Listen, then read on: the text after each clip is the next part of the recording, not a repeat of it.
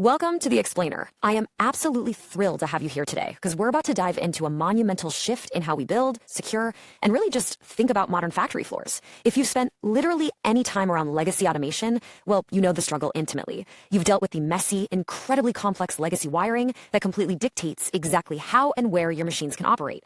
But Today, we're bridging the massive gap between that rigid physical isolation and true dynamic networked intelligence.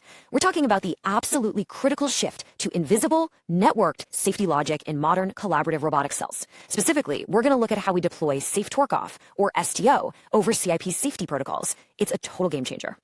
I want you to really think about this idea. Stop wasting time and money on miles of redundant safety hardwiring that slows down your deployment. Seriously, it is the ultimate efficiency disruptor. Think about the visceral, literal pain of managing massive bundles of copper wire.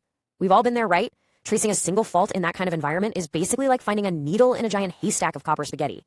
It's incredibly frustrating, and honestly, it's just a huge drain on resources. In today's high-speed industrial landscape, relying on those miles of rigid copper isn't just a logistical nightmare. It actively hinders your ability to adapt, maintain your uptime, and scale operations. We have to completely rethink our factory floor architecture if we want to stay competitive. Okay, let's look at our roadmap for today. 1. The traditional hardwiring problem. 2. Architecture of networking intelligence. 3. Safe torque off explained. 4. Implementing networking safety. 5. Millisecond response in robotics. And finally 6. The future of safe motion. Let's jump right in. Section 1. The traditional hardwiring problem. The hidden costs of copper. Let's contrast these two drastically different approaches. Over in the physical, messy world of legacy copper, you're dealing with extensive wiring that honestly takes forever just to route. And then you have incredibly high troubleshooting times when, not if, but when, a relay sticks or a wire shorts out. This leads to rigid robotic cells that simply cannot easily scale as your production lines inevitably evolve. It's an architecture that is fundamentally resistant to change. But step into the world of networked safety, and suddenly ruggedized programmable logic controllers are stepping in to replace those traditional hardwired relays. We gain clean, software-defined logic, rapid diagnostics, and a truly modular architecture that actually flexes and adapts right alongside our production needs, all without requiring a massive, expensive total teardown. Now, you might be wondering about the cost. Well, the true cost of that manual wiring goes way, way beyond just the fluctuating market price of copper itself. These physical systems are highly susceptible to extreme industrial environments. We're talking corrosive dust, massive temperature swings, and constant, relentless vibration on the factory floor that slowly shakes loose those critical connections. You also face exorbitant initial procurement and configuration costs before the machine even runs for the very first time. But you know what the biggest hidden cost is? It's the massive downtime during a physical failure. When a component breaks in a Category 4 system, you lose hours just identifying the culprit. By moving to networked logic, we can actually reduce errors by up to 40% compared to manual methods. 40%! That is a massive paradigm shift for modern manufacturing demands. All right, moving to Section 2, Architecture of Networked Intelligence, the New Nervous System. Sensors and actuators become active process participants. I love this quote because it fundamentally changes how we view our hardware. By utilizing industrial Ethernet protocols, specifically leaning into Ethernet IP for CIP safety, we are transforming what used to be essentially dumb hardware into highly intelligent active nodes. They aren't just blindly receiving electrical currents anymore, hoping for the best. Instead, they are actively communicating within the control system's broader nervous system. They're constantly broadcasting their status, their overall health, and their data seamlessly across the network. It's like giving your machinery a voice.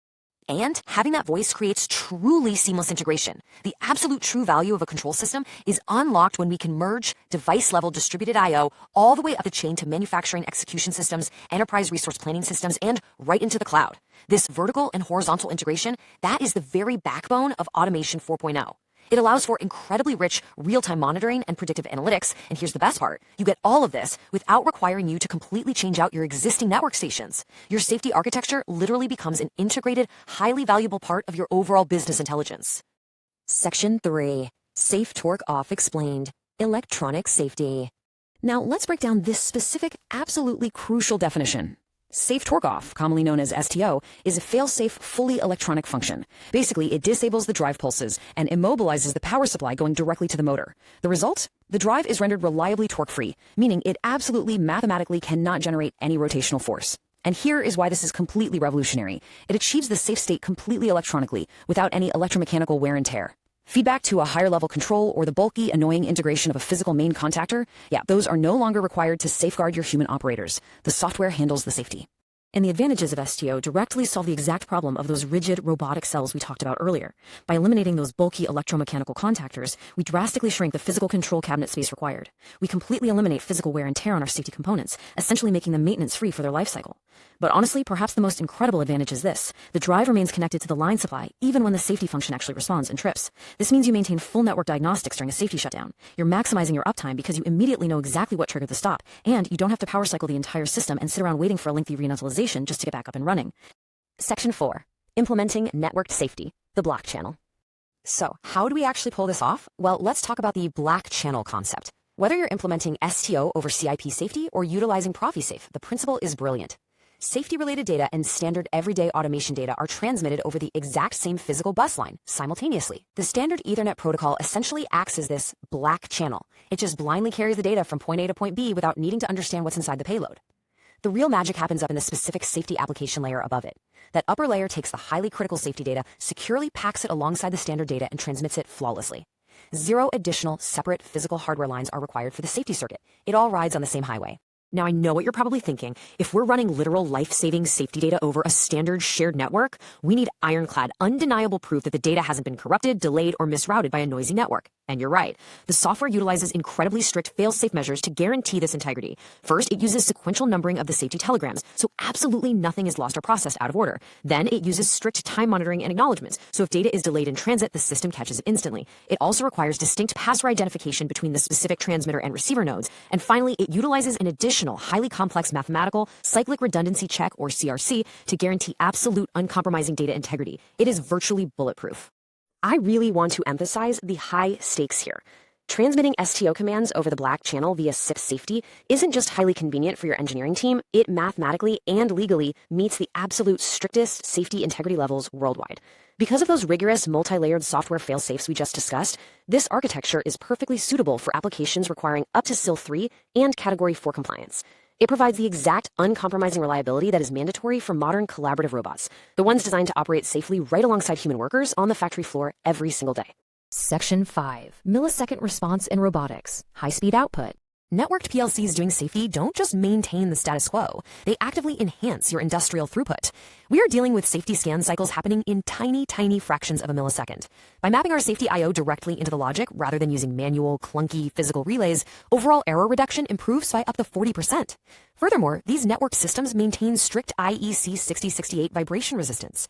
That means your network doesn't literally shake loose and cause a fault like physical copper wires inevitably do over time. And when we look at highly synchronized robotic operations, we achieve an astounding 99.9% accuracy rate. It's safety that actually speeds you up. Let's look at how this incredibly fast digital response builds into an actual safety event on the factory floor. Step 1. A safety input, say an operator unexpectedly breaking a light curtain, is detected via the Ethernet network. Step 2. The safety logic is processed almost instantaneously by the PLC via a protocol like CIP safety. Step 3. The command is sent directly over the wire to the drive, electronically disabling the drive pulses without waiting for any moving parts. Step 4. The motor is immediately rendered safely torque-free. There's no waiting for physical contactors to clack open, no electrical arcing, just a seamless, rapid, fully digital transition to a safe state. Section 6. The future of safe motion. Modular manufacturing. The real-world application of this invisible, networked safety layer is truly breathtaking. It's enabling high-production applications that quite simply couldn't exist with rigid hardwiring. We're talking about heavily coordinated collaborative robotics and massive automotive welding operations, executing well over 500 perfect welds per minute. We're syncing intricate vision-guided arms with sub-millimeter accuracy. We are seeing incredibly rapid adaptability in fast-paced packaging and rigorous pharmaceutical batch processing. Because the safety logic is entirely software-defined, when your production line needs to be quickly reconfigured for a brand new product run, the safety zones can be reprogrammed in the software, not rewired with a pair of wire strippers. That is the essence of modular manufacturing. So, as we wrap up this explainer, I want to leave you with one final, pretty provocative thought. If your safety protocol still relies on miles of rigid copper, how safe is your factory's future in an era of highly modular collaborative robotics? The transition from physical relays to networked intelligence, deploying STO over CIP safety, well, it isn't just about cleaning up the messy space in your control cabinet. It's about fundamentally ensuring that your manufacturing architecture can scale securely, efficiently, and profitably into the future. Thank you so much for joining me on this explainer. Keep learning, keep optimizing those floors, and we will definitely see you next time. Thanks for watching. Please visit the channel for such more content, and don't forget to subscribe the channel and like if it is helpful to your knowledge, and comment if something is wrong.